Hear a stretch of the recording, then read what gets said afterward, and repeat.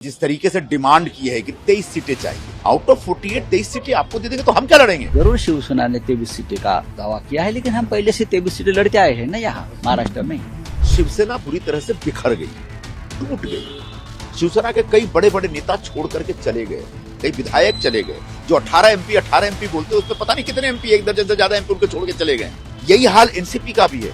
घमंडिया गठबंधन में मचा है सीट शेयरिंग पर बवाल। हर मीटिंग के बाद रह जाते हैं कई अनसुलझे सवाल।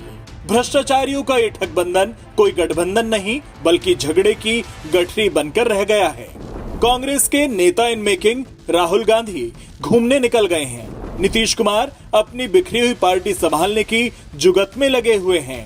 पहले से ही टूटी बिखरी शिवसेना यूबीटी में कुछ भी ठीक नहीं है और शरद पवार अपने गुट को एकजुट रखने की कोशिश में लगे हुए हैं।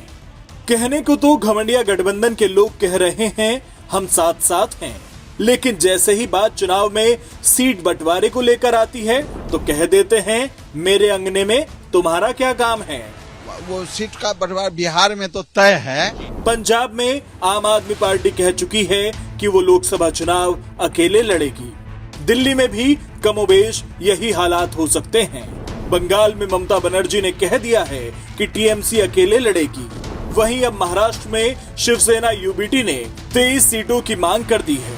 उत्तर प्रदेश में भी अखिलेश खुद को कांग्रेस से बड़ा बताते आए हैं।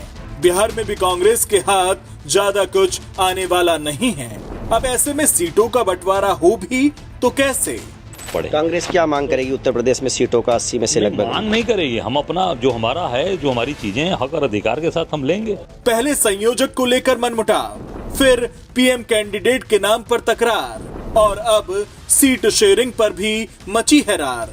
अब कहीं चुनाव आते आते कांग्रेस का हाल वैसा ही ना हो जाए।